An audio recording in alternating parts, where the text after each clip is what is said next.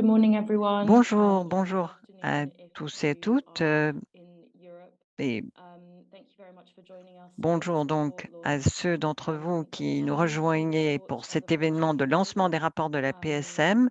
the first is Alors, je a report commencerai par by vous Pierre dire que nous Bonneval, allons a political entendre scientist, Pierre and his Bonneval, short qui est donc scientifique investigation into dans le 30 domaine des years sciences of politiques. Il nous présentera un border rapport looks at concernant 30 30 years années of de bilateral d'accords agreements between the UK and d'accords France bilatéraux negotiating entre la of France, le a Royaume-Uni. Il securitized and s'agit de highly mettre en negotiated place border un between the UK and France. environnement sécurisé Second entre report la by France et le Karamoto, Royaume-Uni. an anthropologist, Deuxième and observation ou his deuxième conférence de on-the-border Karamoto, il s'agit donc d'une experiences, anthropologue surveys the qui experiences nous of parlera de l'expérience um, ou des of expériences people stuck at the border qu'elle a in the pu north of the enregistrer au France. niveau des personnes qui sont bloquées au Both niveau reports de will la share frontière too entre about the la plateforme France de et le soutien Royaume-Uni. aux migrants, which is a Alors, member la of the plateforme Cross-Border Forum. de And soutien aux this cross-border migrants fait forum, with the partie du support of Cross-Border Rosa Luxembourg Forum. Foundation, was Et grâce au soutien translated de la from Fondation Rosa original French Luxembourg, into il a été English to mark possible 20 de years since traduire the le Touquet rapport Agreements qui porte were sur signed 20 between ans France and depuis the les accords UK de Touquet, in donc 2003. des accords entre la France et le Royaume-Uni qui avaient été So this conclus is en the actual 2003. presentation. I'll just give a Et bit more donc, context about permettez-moi de vous donner quelques éléments de the French-UK contexte border et de dire and also the que la importance of the frontière cross-border entre la forum. France et le Um, Royaume-Uni, qui fait so l'objet des these reports found préoccupations du that Cross-Border since Forum. 1998, 1.2 Alors, billion euros have been depuis spent on the 1998, UK-France border, 1,2 million and the d'euros ont situation été for people on the consacrés à or des exiled people has only worsened. problèmes de frontières. And for Les example, since the signing migrants, of the les personnes treaty in exilées ont été 2003, touchés. over Depuis la 300 signature en people have 2003, died at the border. quelques 400 And personnes sont décédées à la frontière. the Voilà un UK's des bilans. commitments from Et les 2014 to engagements pris par present le Royaume-Uni en have 2014 à cette date, in total en termes donc 222 million de pounds have paiement, been spent cela through représente these 230 successive agreements millions between the French and de UK livres governments. sterling. Tout And cela est it's le important résultat that we're des accords qui avaient été representing conclus entre les migration autorités from both françaises et sides autorités du Royaume-Uni. Il to this s'agit agreement. donc d'empêcher en And quelque that's why sorte it was les important for us to have these reports candidats à la translated migration, donc de les from bloquer French au into niveau de la English, France. Alors, c'est because la raison pour obviously laquelle they're bilateral nous agreements, avons so donc both states are jointly ces responsible for activités en anglais et en français. Nous state parlons of d'accords bilatéraux violence, entre le Royaume-Uni et la and France. Il s'agit just de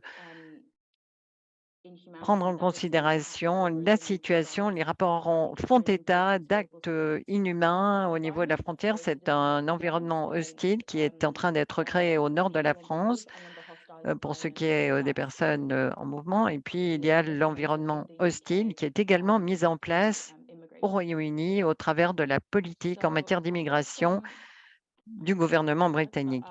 I'm just going to Alors, share my screen je briefly vais to show brièvement you the geography of the north and partager south mon écran avec extending vous pour vous présenter la to géographie the du nord de UK. la France, le I'm littoral familiar with the français. different areas, but Alors, vous to ne provide connaissez some peut-être people pas a bit les endroits où sont confusing to understand the different établis locations. certains candidats à la So these are migration. all Cela the permet different donc de mieux comprendre. green spaces that exist Voilà les for différents endroits, les différents lieux which then et unfortunately in espaces 2016 qu'on were appelle all les being jungles. the living spaces were dismantled Et by the British ceci, bien government, entendu, avant le démantèlement en which already had 2014 par been le planned. gouvernement français, mais cela vous donne aussi une idée donc du littoral et du I'm lieu now où se going to pass trouvaient over to Clara, ces who's the points. coordinator Je vais for à the présent donner plateforme de la soutien parole aux à migrants. Clara, qui est la coordinatrice de la She plateforme de soutien aux will migrants, just la get us up PSM. the context Elle of va nous the report's expliquer ce que definition fait la PSM, and Marta's report. rapport, et de plus, elle nous présentera donc aussi le rapport de Martha.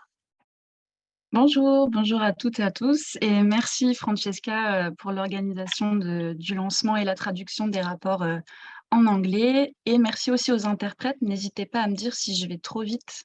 Voilà. Alors du coup, moi je suis Clara Ouin et je suis coordinatrice à la PSM, donc la plateforme des soutiens aux migrants et aux migrantes. Et donc nous sommes un réseau d'associations, d'individus et de solidaires depuis 2011 qui viennent en soutien aux personnes exilées bloquées à la frontière franco-britannique. En tant que plateforme, en fait, nous ouvrons des espaces de réflexion entre les associations et les solidaires, et ça fait plusieurs années que les acteurs aux divers endroits de la frontière font le constat commun des difficultés à faire connaître la situation des personnes à la frontière et à obtenir un changement des politiques publiques qui y sont menées.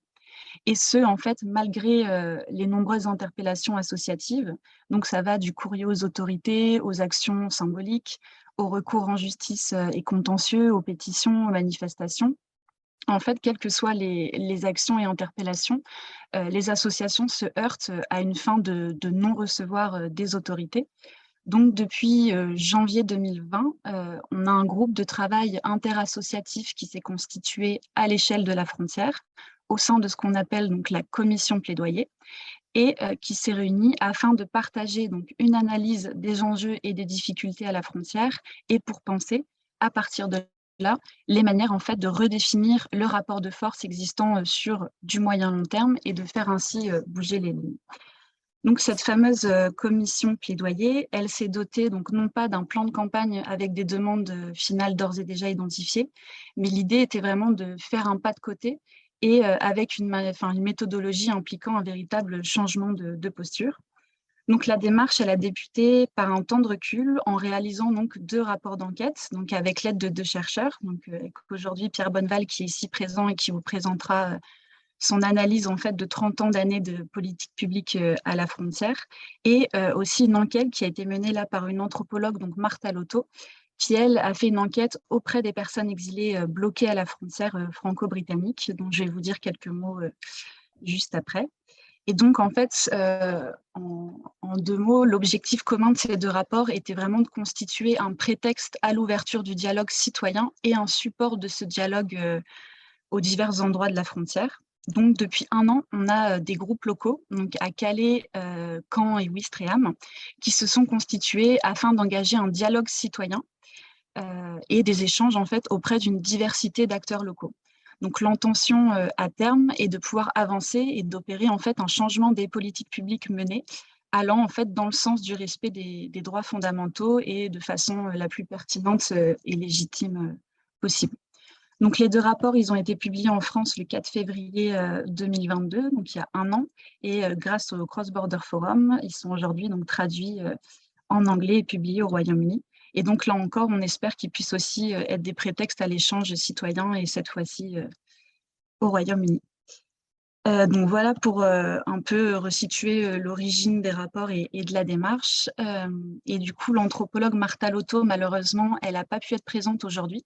Donc on souhaitait vous partager certains des résultats et surtout des témoignages issus de son enquête. Donc l'enquête, elle a été réalisée lors du premier semestre 2021.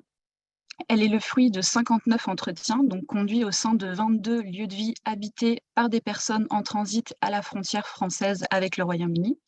Donc les lieux de vie vont de Caen jusqu'à Grande-Synthe, en passant par Calais, Ouistreham, Cherbourg, Saint-Hilaire-Cotte, Ranville et Herzelles. Les personnes rencontrées étaient majoritairement donc des hommes et quelques familles, principalement originaires du Pakistan, du Vietnam, de l'Afghanistan, de l'Éthiopie, de l'Érythrée, du Soudan, du Kurdistan irakien, et aussi, dans une moindre mesure, de l'Afrique de l'Ouest, de l'Égypte, de l'Algérie, de l'Albanie ou encore de l'Iran. Donc représentés aussi par un grand nombre de mineurs. Ces échanges ont porté sur les conditions de vie et les difficultés que les personnes rencontraient, avec pour objectif d'appréhender, à partir des histoires et des trajectoires singulières de chacune d'entre elles, une expérience partagée, donc celle de la vie à la frontière dont le franchissement légal leur est refusé. L'ensemble des personnes interviewées ont en commun de vivre dehors, dans des campements informels. 2 tiers d'entre elles expliquent avoir été obligées de dormir au moins une journée depuis qu'elles sont arrivées sans la protection d'une tente, malgré les conditions météorologiques difficiles. Donc soit lorsqu'elles venaient d'arriver, soit parce que leur tente leur avait été saisie par la police, soit parce qu'elle avait été volée ou encore parce qu'elle l'a partagée avec des amis et qu'il n'y avait pas assez de place pour tous. Les personnes interviewées dénoncent donc largement les opérations d'expulsion de leur lieu de vie. 70% d'entre elles ont également dénoncé la saisie et la dégradation de leurs effets personnels, tels que leurs tentes, mais aussi leurs objets, souvenirs, téléphones, papiers administratifs, lunettes ou encore des médicaments. Donc c'est notamment le cas de Rafik, qui, quand il a su que les forces de l'ordre étaient en train de mener une expulsion là où il dormait, a couru pour rejoindre le campement. Donc, je cite, « Je suis arrivé trop tard. Et la police ne m'a pas laissé entrer à l'intérieur de la jungle. Ils m'ont dit d'attendre 2 heures, et mes affaires n'étaient plus là. C'est le cas aussi d'Adam. J'ai vu ma tente brûler. C'est le cas d'Haussmann. Ils arrivent, ils prennent, déchirent, brûlent et les tentes et il n'y a pas de possibilité de récupérer les affaires dans les tentes. Ainsi que le cas de Billard. J'étais dans ma tente quand la police l'a déchirée. J'étais encore à l'intérieur. Donc ces politiques, elles ont un impact sur la survie quotidienne des personnes et à chaque opération de saisie et de destruction, il faut retrouver un abri et des affaires pour se protéger la nuit. Donc c'est le cas d'Ibrahim, père de 2 enfants de 5 et 8 ans, qui nous a raconté la difficulté à trouver à manger lors des journées d'expulsion. Donc je cite, « Quand il y a une expulsion, les enfants ne mangent pas jusqu'au soir. » Donc face à ces expulsions quotidiennes, les personnes décrivent en fait une pluralité de sentiments et de réflexions. Donc il y a 39% des personnes interviewées par Martha Lotto qui ont ressenti de la colère, 24% qui ont éprouvé un sentiment de tristesse. Certaines évoquent des réactions telles que le choc, la déception ou la peur, tandis que d'autres se sont senties humiliées. Plus encore, des personnes nous ont partagé en fait leur résignation, dégoût, mal-être et la difficulté de faire face à cela et de vivre notamment avec un sentiment d'alerte continuelle. Donc Tariq nous a raconté les trop de fois que la police a expulsé son lieu de vie. Ils arrivent le matin, ils crient pour nous réveiller, ils frappent les tentes, les arrachent, ils sautent sur les tentes pendant que les gens sont à l'intérieur. Lawar nous a partagé, lui, son sentiment de tristesse. C'est triste et dur. La police ne nous voit pas comme des humains. Ça nous rend tristes.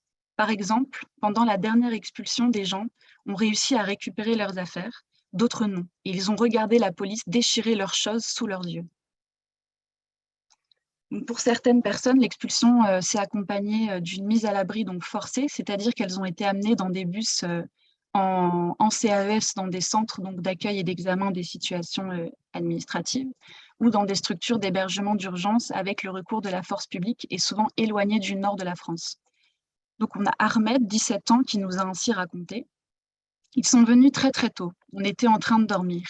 Ils nous ont confisqué nos affaires et ils nous ont amenés très très loin dans un hôtel. Au lendemain, on est retourné à Calais, on était vraiment loin. La fois suivante, dès qu'ils ont commencé à faire une expulsion, j'ai couru pour éviter d'être amenée quelque part loin d'ici. Donc les témoignages des personnes interrogées sont univoques. Elles ne savaient pas où le bus les allait les emmener au moment des mises à l'abri, et celles-ci ont constitué pour l'ensemble d'entre elles une perte de temps. Parmi les raisons pour lesquelles elles ne veulent pas aller dans ces centres, elles évoquent donc la distance du littoral et la volonté de ne pas demander l'asile en France, ou encore l'impossibilité de le faire.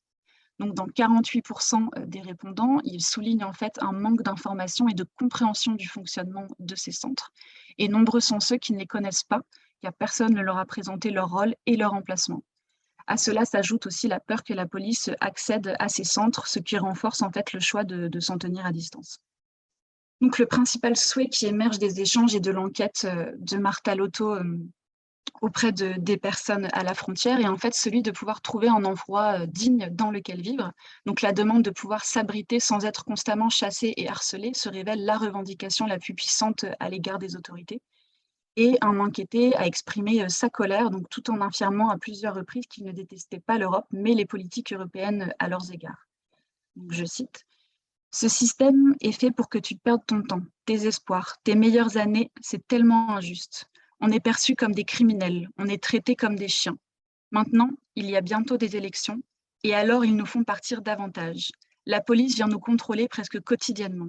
C'est leur manière de faire passer le message qu'ils ne veulent pas de nous. Ce n'est pas humain.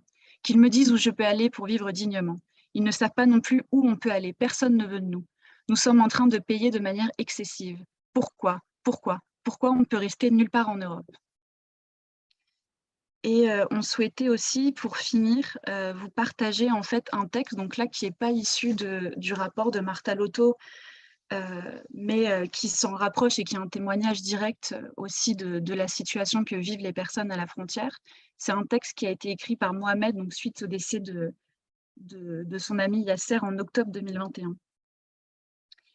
La peur et l'anxiété, les frappes et l'intimidation, la violence et la répression, la provocation et l'humiliation, la privation et l'injustice, la négligence et l'invisibilité, l'oppression et la dissimulation.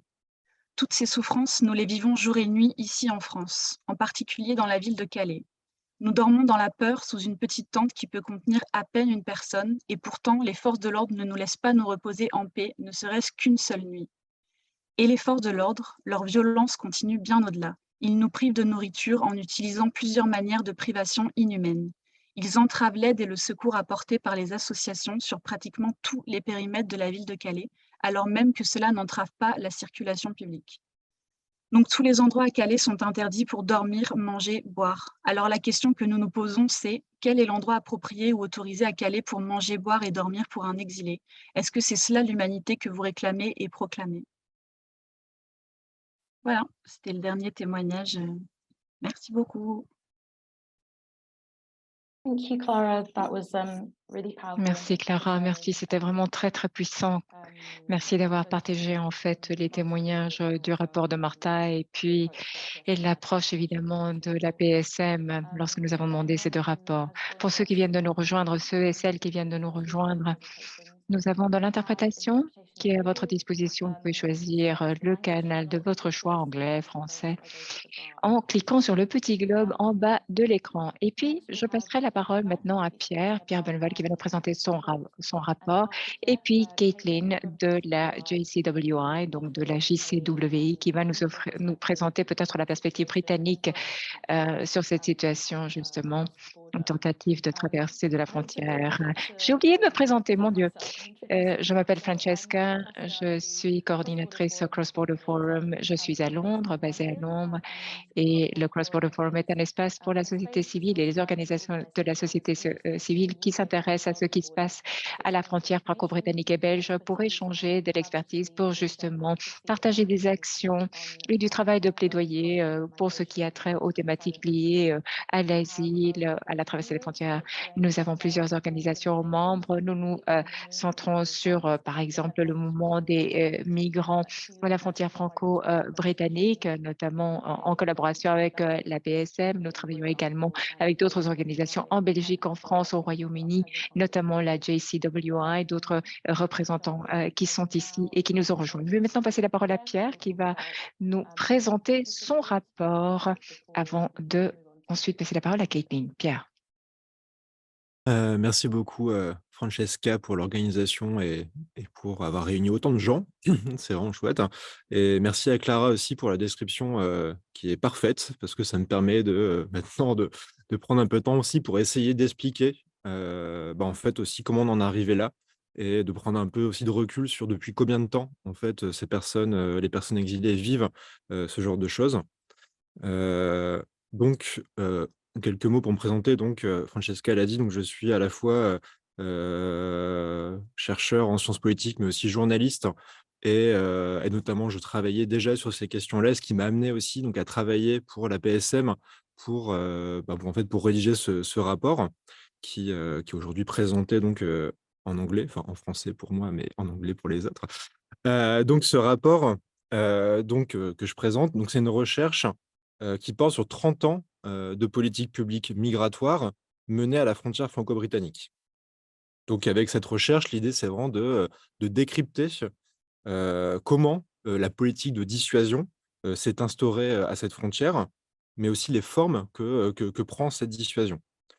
Ici, par dissuasion, j'entends des pratiques qui mêlent harcèlement, enfermement, expulsion, expulsion quasi quotidienne, mais aussi privation d'un accès à l'eau, à la nourriture, à un hébergement, malgré que ce soit une obligation aussi, en tout cas un droit d'accéder à l'hébergement, mais en fait, c'est pas le cas pour les personnes exilées. Et enfin aussi, par dissuasion, toujours, c'est cette idée d'empêchement organisé aussi d'accéder à une situation juridique légale.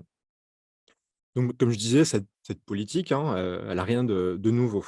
Elle a cours depuis les années 90, avec une montée en puissance, à partir, de la fermeture, du camp de Sangatte en 2002, mais aussi et surtout des accords du Touquet qui ont été signés donc maintenant il y a 20 ans. En 20 ans, c'est vraiment un renforcement, de cette politique de dissuasion qui ont abouti depuis 2016 et notamment, la destruction du bidonville de Calais à une industrialisation des expulsions, passant de quelques 2 à 3 expulsions, par semaine à des expulsions quasi quotidiennes. Juste un chiffre, je reviendrai après là-dessus, hein, mais si on reprend le chiffre de Human Rights Observer, qui est donc une association qui s'investit à la frontière, notamment à Calais, mais aussi à Grande-Synthe. En 2022, elles ont quand même observé 1670 opérations d'expulsion qui ont été menées rien qu'à Calais. Des expulsions qui soumettent donc les personnes exilées à une humiliation et un harcèlement quotidien, ce qui a pu être décrit par Clara. Et donc cette politique de dissuasion, que j'ai pu décrire, résulte très directement de 21 traités franco-britanniques qui ont été signés, depuis, une quarantaine d'années et par la construction d'un espace Schengen, fermé et qui ont construit un cadrage strictement sécuritaire de la présence des personnes exilées, à la frontière. Et l'objectif de cette politique, elle est claire, hein. Elle est claire, annoncée, affichée, martelée aussi par certains politiques: empêcher la présence des exilés sur le littoral et empêcher le franchissement de la frontière vers la Grande-Bretagne. Donc là, maintenant, je vais revenir un peu dans la présentation, un peu plus en détail, hein, sur ces différents éléments. Là, c'était vraiment de brosser un peu, globalement le portrait de la situation. Si on refait un petit retour historique, donc ça a rien de nouveau, hein. Donc déjà, dès les années 90, on a, des personnes exilées à Calais, personnes qui viennent notamment, des pays de l'Est. Donc on retrouve déjà, des personnes, bloquées dans les espaces portuaires, à Calais donc, heu, bloquées parce qu'elles ne tiennent pas l'autorisation pour traverser ou parce qu'elles ont été renvoyées par les autorités britanniques, en France.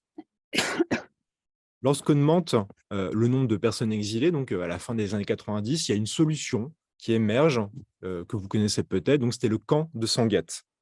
Donc un centre à moitié sécuritaire, à moitié humanitaire, une sorte d'assignation à résidence. Heu, mais après, bon, on en arrive à Nicolas Sarkozy, ministre de l'Intérieur, qui ferme Sangatte, et qui, dans la foulée, lance des expulsions quasi quotidiennes déjà, en fait, pour renvoyer les personnes exilées dans d'autres territoires, situés ailleurs que dans le Nord-Pas-de-Calais. Donc ça pouvait être vraiment dans le sud de la France, dans le centre de la France, un peu partout. L'idée, c'était juste, on les envoie ailleurs, loin de la frontière. Et cette politique donc de harcèlement et d'expulsion qui avait été mise en place, était très directement liée aux accords, franco-britanniques et notamment, le traité du Touquet, parce que ces accords ont déplacé la frontière sur le territoire français. La France devenant, ça c'était un rapport, de la CNCDH, donc qui avait dit notamment que la France devenait à ce moment-là le bras armé, des Britanniques, avec pour mission d'empêcher les exilés d'aller en Grande-Bretagne. Donc là, on est resté sur cet accord. Il y en a eu d'autres, hein, depuis, mais cet accord qui est vraiment une sorte de dogme indépassable où la France a ce rôle-là.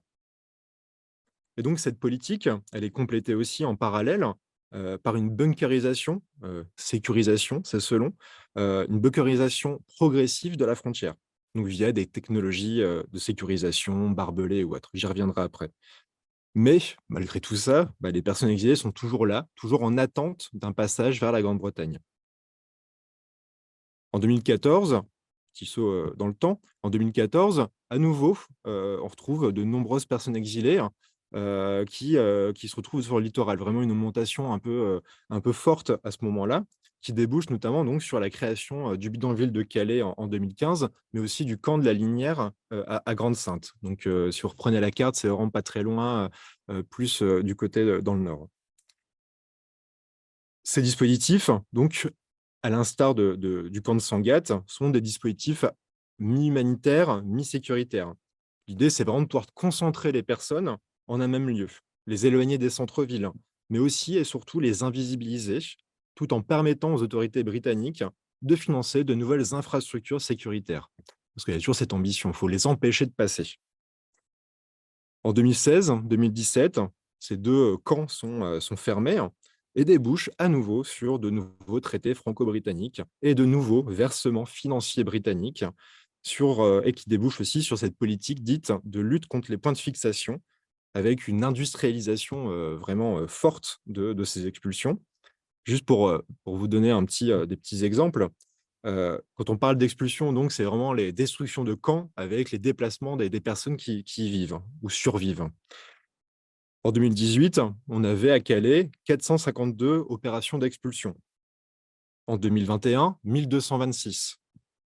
En 2022, 1670. Il faut se rendre compte quand même de l'énergie que ça déploie de la part de l'État, des forces de l'ordre, pour chaque jour aller évacuer des camps, les faire déplacer de quelques mètres avant que les personnes se réinstallent. En 2020, juste pour essayer de vous donner un ordre d'idée aussi financier, pardon, en 2020, là, c'était un rapport d'enquête qui avait permis d'obtenir ces chiffres-là. Donc, la mobilisation des forces de l'ordre, mais aussi la sécurisation des infrastructures, juste à Calais, hein, ça a coûté 100 millions d'euros. 100 millions d'euros, dont 15 à 20 millions d'euros financés par la Grande-Bretagne. Donc 100 millions d'euros, c'est le coût pour ne laisser aucun répit aux personnes exilées juste sur une année, rien qu'à Calais. Donc maintenant, avec ces chiffres en tête, avec toute cette description de ce qui se passe, j'ai essayé de donner un peu de sens à tout ça, essayer de trouver une cohérence. C'est pas évident, hein, mais on peut émettre des hypothèses. Pourquoi l'État français, pourquoi l'État britannique continue cette politique alors que les personnes exilées sont toujours là? À partir donc des entretiens que j'ai pu réaliser, mais aussi les travaux de recherche déjà existants, on peut distinguer 4 logiques qui sous-tendent cette industrialisation de cette politique mise en place. Bon, tout d'abord, c'est ce qu'on pourrait appeler la fabrique d'un environnement hostile, hostile environment. En effet, la plupart des personnes présentes sur le littoral ne peuvent être légalement éloignées parce qu'elles fuient la guerre, des régimes autoritaires, ou parce que ce sont aussi des minorités qui risquent aussi pour leur vie. Et donc l'État français, en déployant la dissuasion, donc via le harcèlement et les expulsions, produit un environnement suffisamment hostile à même de favoriser l'auto-expulsion des personnes. Vu qu'on n'arrive pas à faire partir les personnes, en fait, les personnes partent d'elles-mêmes. Ça, c'est la logique soutenue par l'État français. Et cette politique a été même assumée par le ministre de l'Intérieur français, donc c'était en 2017, donc Gérard Collomb. Il avait quand même expliqué que pour caractériser sa politique, l'idée, c'est on va leur faire passer l'envie de venir chez nous. Bon, si ce n'est pas de l'environnement hostile, je ne sais pas ce que c'est. Cette idée, qui a été également développée par Theresa May, d'ailleurs, en Grande-Bretagne, donc c'était en 2012, elle avait déclaré dans une interview au Télégraphe que son objectif était de créer en Grande-Bretagne un environnement hostile pour l'immigration illégale. On en revient à la question du benchmarking sur comment les États se copient les uns les autres dans ce genre de cas. Donc ça, c'était la première logique. La seconde, elle est exprimée aussi et assumée par le ministère de l'Intérieur, c'est l'idée d'empêcher tout phénomène d'appel d'air.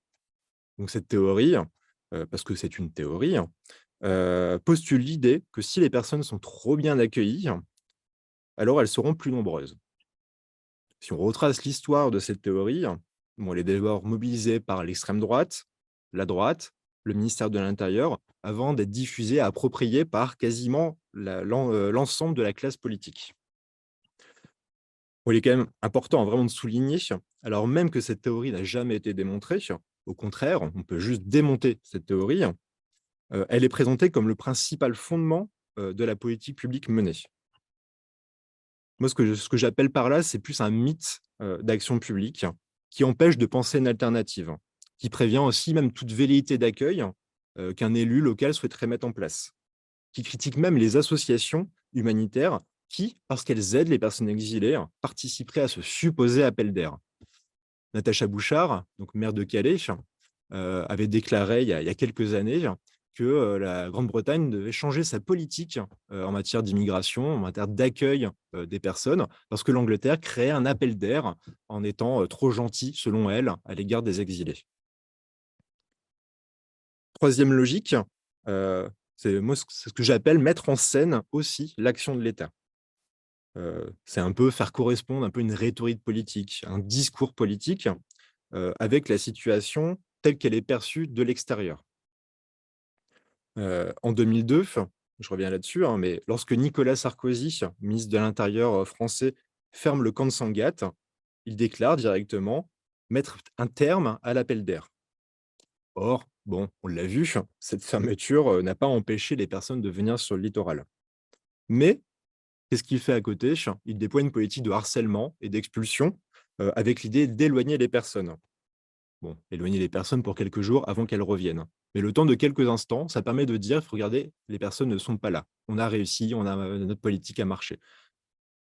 François Hollande, président français en 2016 notamment, avait déclaré, lorsqu'il avait détruit le bidonville de Calais, je cite, « La France, vraiment la France, n'est pas un pays où on trouvera des camps.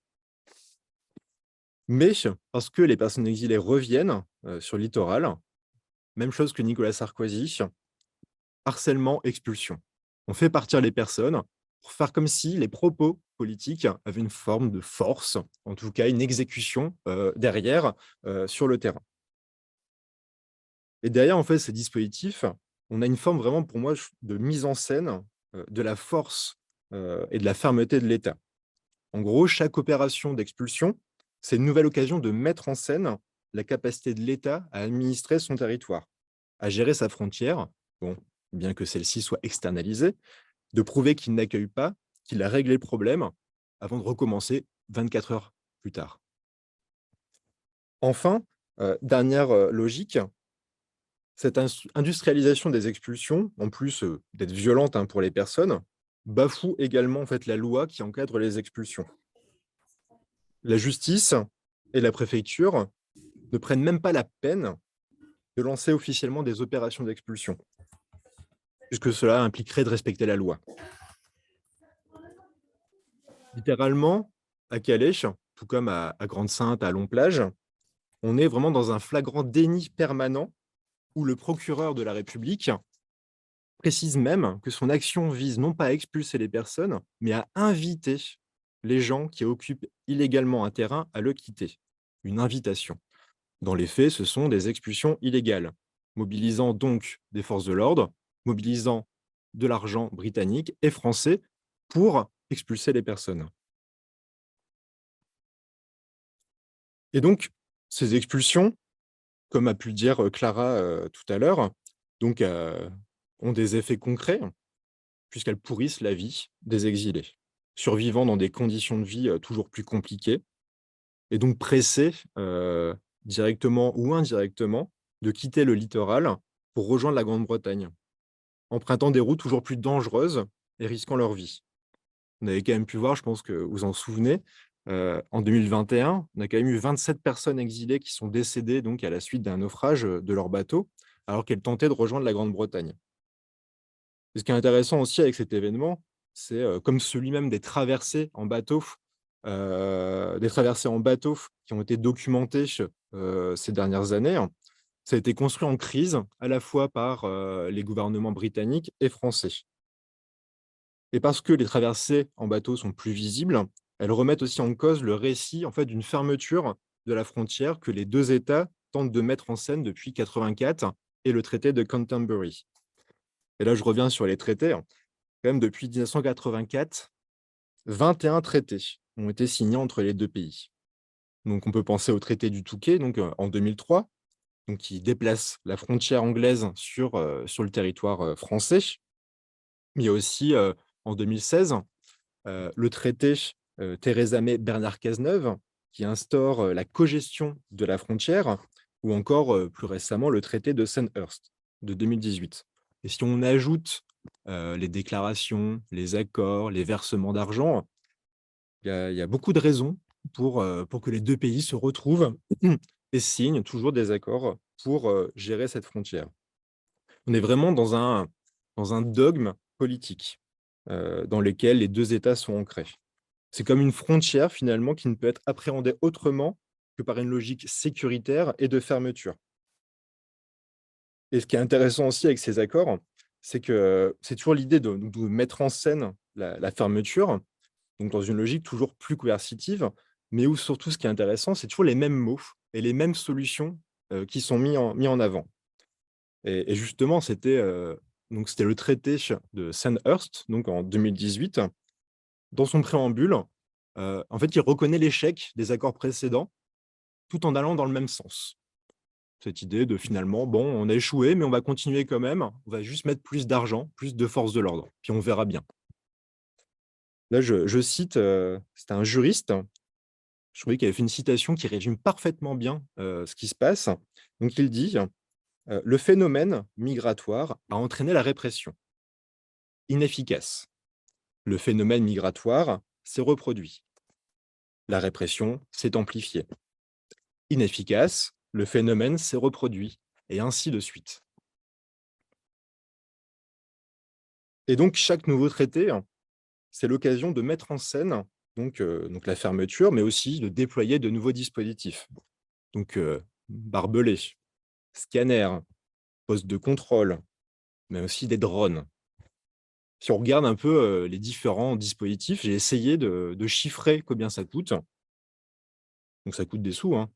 Depuis 1998, donc en à peu près un peu moins de 25 ans, 1,3 milliard d'euros ont été dépensés pour protéger la frontière franco-britannique.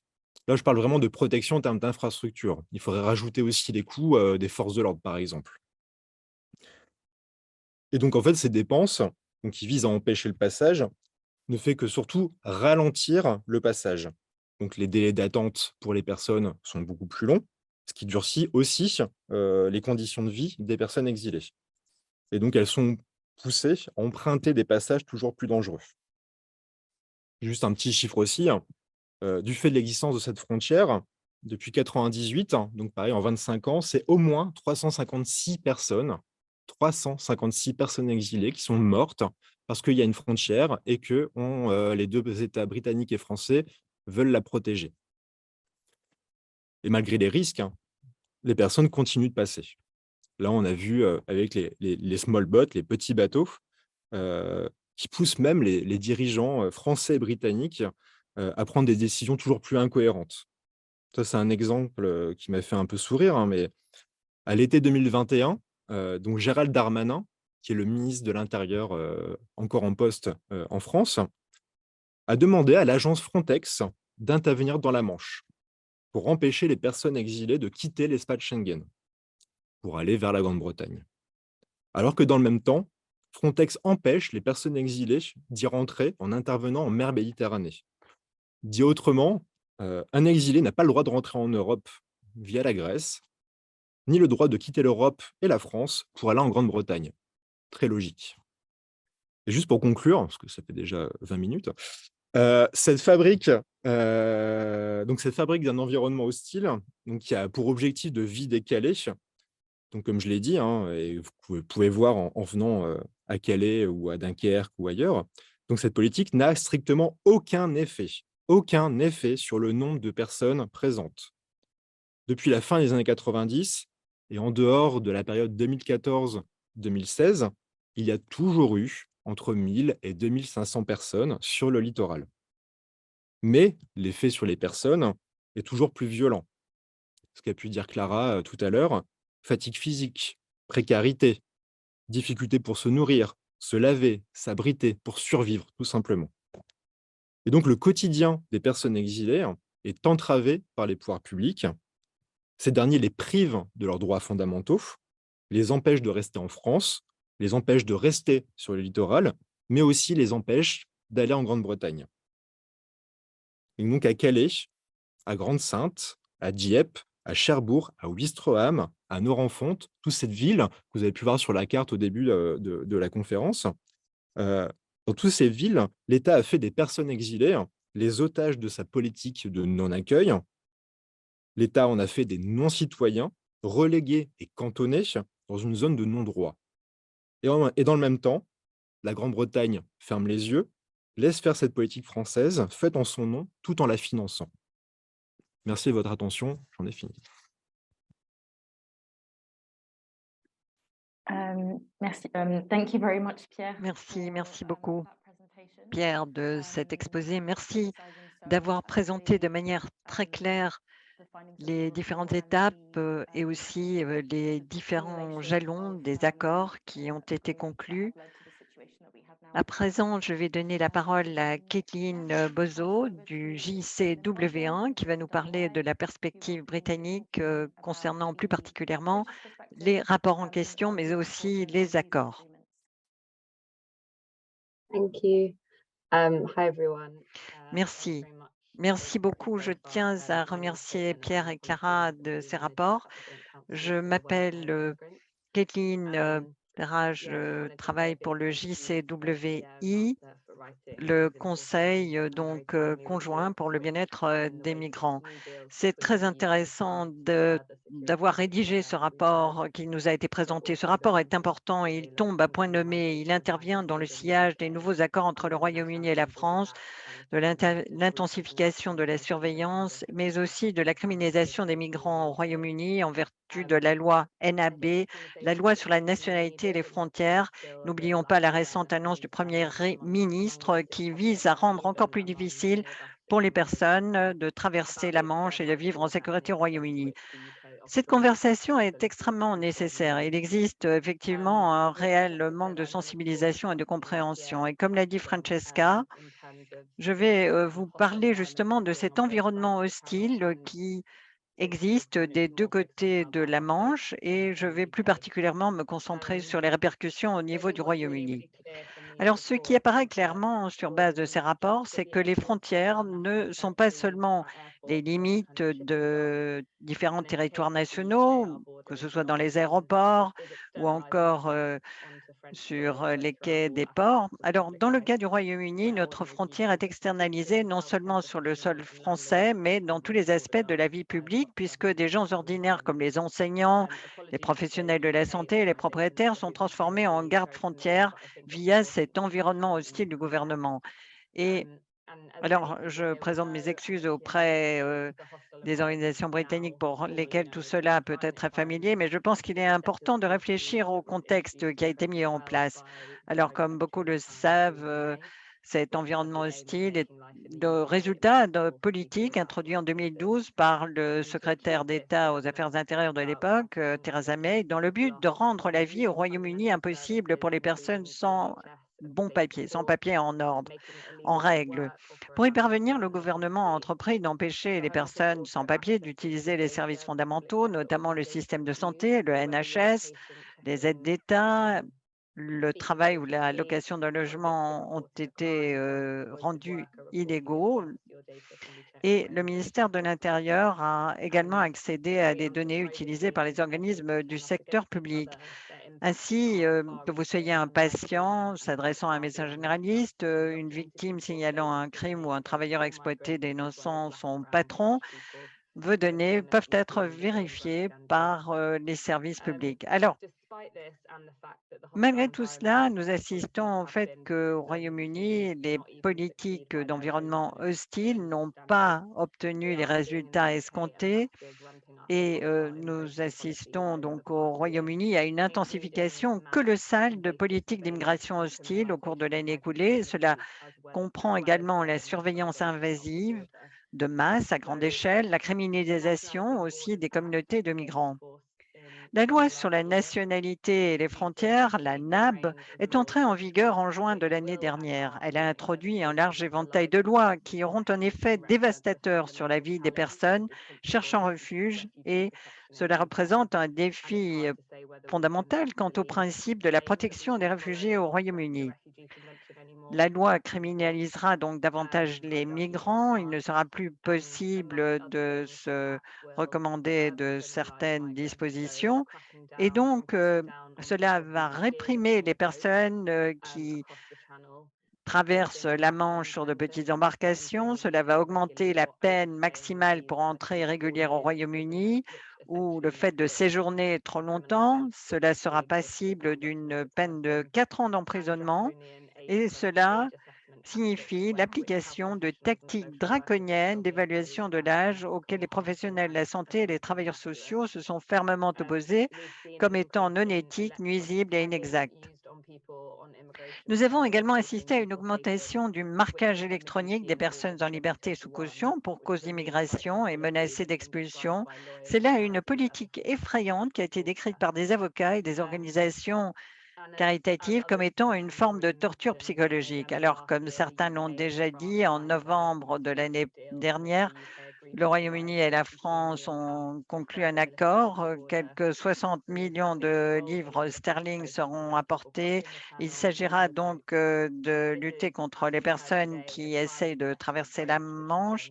Alors, malheureusement, comme nous le savons, c'est une tactique qui a déjà prouvé son échec, son non-fonctionnement. Malheureusement, il y a eu encore plus de morts tragiques. Alors, nous savons en outre que le Premier ministre a récemment annoncé son intention d'intensifier l'environnement hostile. Ce fut une déclaration choc, mais cela a pour but d'augmenter les descentes de police sur les lieux de travail, de réintroduire des contrôles quant aux comptes bancaires des migrants. Donc, on augmente de 50% les descentes de police. Le Premier ministre a également promis de rendre encore plus difficile la demande d'asile pour les personnes qui entrent au Royaume-Uni de manière irrégulière en supprimant les droits d'appel et la possibilité de présenter des demandes tardives. Il faut savoir que tout ceci se déroule dans un contexte de fermeture par le gouvernement de presque toutes les approches, toutes les routes et itinéraires sûrs, de sorte que les gens n'ont pas d'autre choix que d'emprunter des passages dangereux. Fermeture du programme de réinstallation des Syriens l'année dernière, fermeture du programme d'UBS pour les enfants non accompagnés, réduction aussi des itinéraires de regroupement familial, blocage du programme de réinstallation des Afghans, à tel point que le JCWI a récemment révélé que seules 4 personnes ont été installées par le biais de ce programme et le gouvernement a refusé d'ouvrir de nouvelles possibilités pour la majorité des personnes en quête de sécurité. Et ceci a bien sûr rendu très difficile les demandes qui sont traitées par le bureau central. Donc, je vais me concentrer sur les rapports et sur la situation au Royaume-Uni et en France, mais de manière générale, il n'y a pas suffisamment de sensibilisation au Royaume-Uni quant à ce qui se passe en France. Or, le Royaume-Uni est en train d'alimenter et de financer la situation qui se déroule au nord de la France. Pour beaucoup de gens qui voient ce qui se passe dans le nord de la France, ils considèrent que ce n'est pas notre problème. Et bon, espérons qu'une meilleure approche de la réalité, une meilleure compréhension de la réalité va pouvoir avoir lieu. Nous espérons que cet environnement hostile de part et d'autre de la frontière sera mieux compris. Et de manière générale, il est essentiel que le Royaume-Uni et la France abandonnent les traités nuisibles existants et travaillent ensemble pour établir des itinéraires sûrs afin que les gens puissent venir ici en sécurité. Pour cela, il est essentiel que le Royaume-Uni réintègre le droit donc de se déplacer. La France et le Royaume-Uni doivent donc complètement abandonner ces traités nuisibles. Ils doivent travailler ensemble, établir ensemble des itinéraires sûrs afin que les gens puissent venir ici en toute sécurité. Il faudra également des programmes de réinstallation qui fonctionnent correctement, des itinéraires de regroupement familial plus vastes, des prises de décision efficaces et équitables et le droit pour les demandeurs d'asile de travailler et d'accéder à un logement sûr et décent. Voilà la fin de mon exposé. Je suis à votre disposition, bien entendu, pendant la période des questions. Merci. Merci. Je tiens à remercier Caitlin, Clara et Pierre de ces exposés particulièrement utiles. Merci de nous avoir permis de réunir les différents points entre ce qui se passe au Royaume-Uni, mais aussi en France. C'est très, très important de discuter de ces questions. Au sein du Cross Border Forum, nous essayons d'avoir une plus grande ouverture, d'avoir des échanges, des connexions transfrontières. Et la situation nous a bien montré, ce n'est pas un problème français, ce n'est pas un problème de la France, c'est un problème à la fois de la France et du Royaume-Uni. Et ensemble, nous allons pouvoir mener plus loin cet engagement, cette création d'un sentiment de solidarité transfrontière. Nous ne pouvons pas simplement nous limiter à réagir à des morts dans la traversée de la Manche ou encore comme en 2019, 25 Vietnamiens décédés ont été trouvés dans un camion dans l'Essex. Non, non, non.